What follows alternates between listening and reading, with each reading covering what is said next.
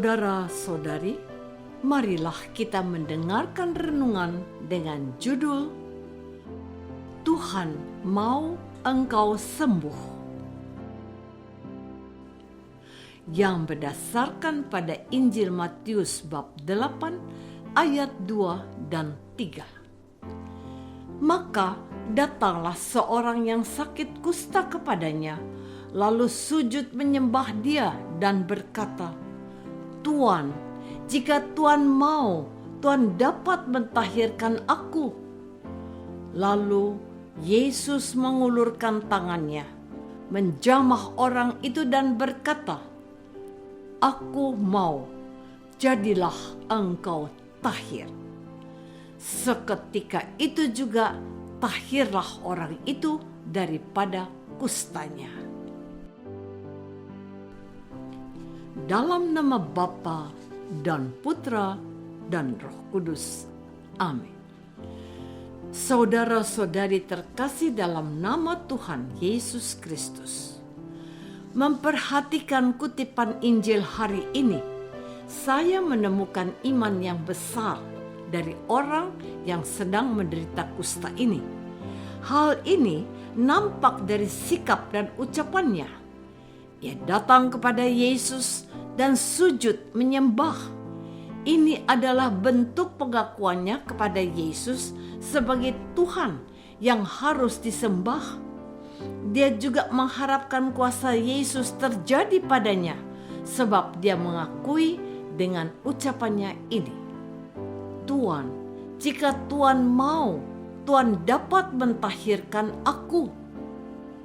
Pernyataan iman itu bersambut dengan penerimaan Yesus atas kesungguhan imannya, dan Tuhan Yesus mengabulkan permohonannya dengan berfirman, "Aku mau, jadilah engkau tahir."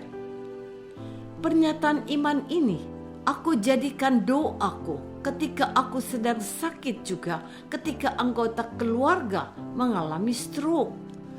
Doa pendek dari orang kusta ini yang aku katakan kepada Tuhan Yesus, "Tuhan, kalau engkau mau, engkau dapat menyembuhkan aku dari penyakitku.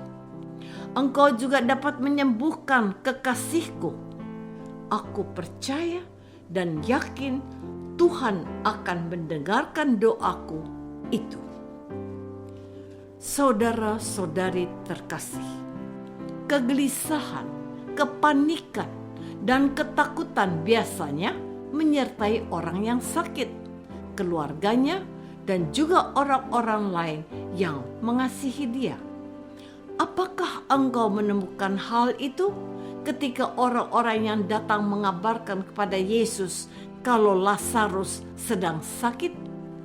Maria dan Marta mengirim pesan kepada Yesus begini, "Tuhan, dia yang engkau kasihi sakit."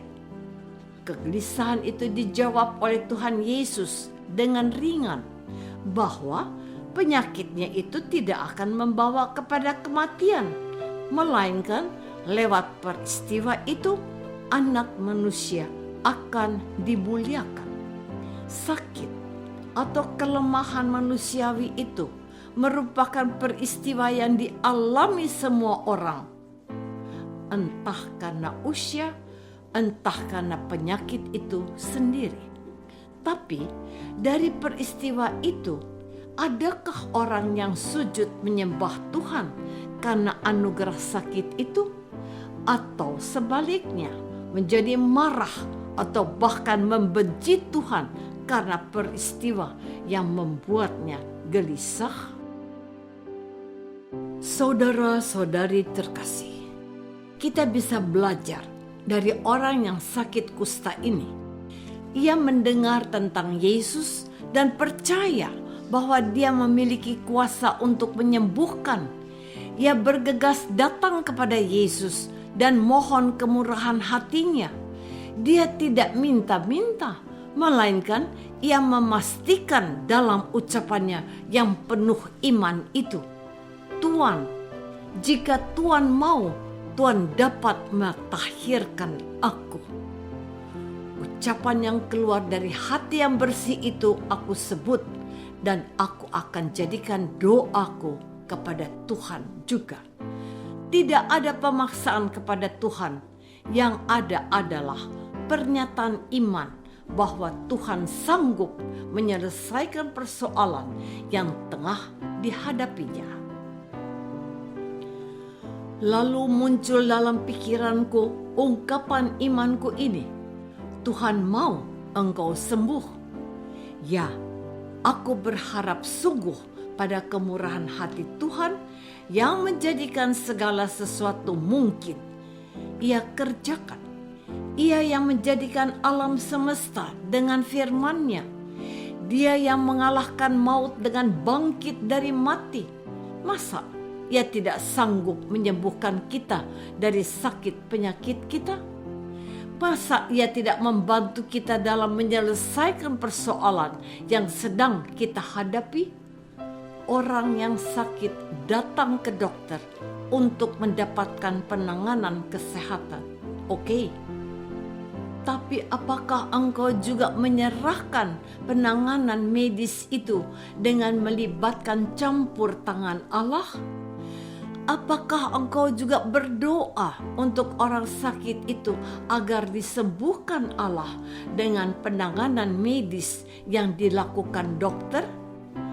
Kita terkadang bukan saja tidak mohon bantuan Tuhan lewat doa, tapi malah mencari penyembuhan lewat orang pintar atau dukun. Apakah Anda pernah dengar begitu banyak orang untuk mendatangi Ida Dayak yang bisa menyembuhkan penyakit stroke yang viral itu? Apa pendapatmu?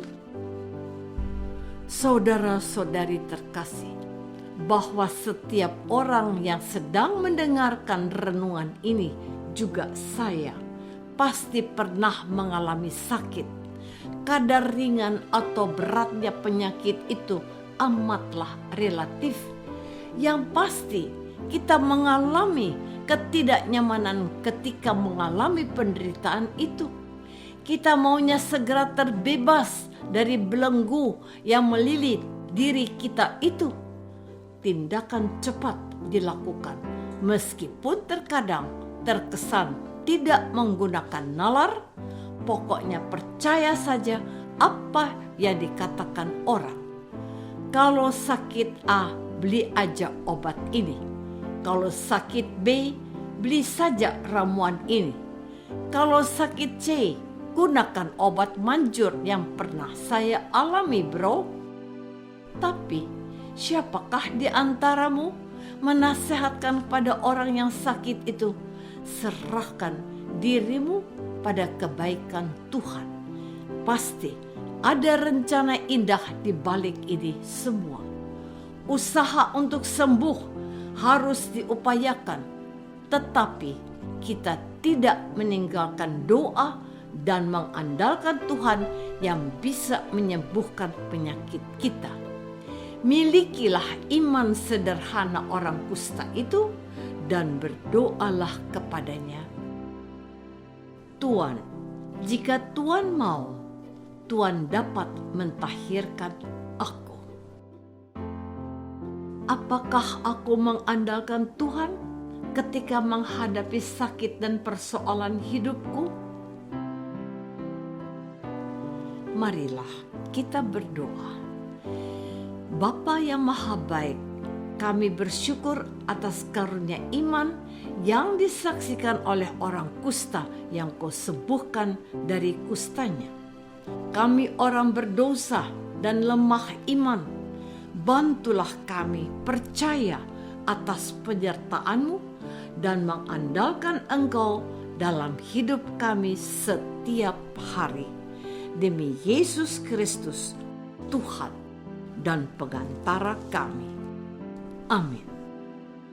Semoga kita semua selalu dinaungi dan dibimbing oleh berkat Allah yang Maha Kuasa, Bapa dan Putra dan Roh Kudus.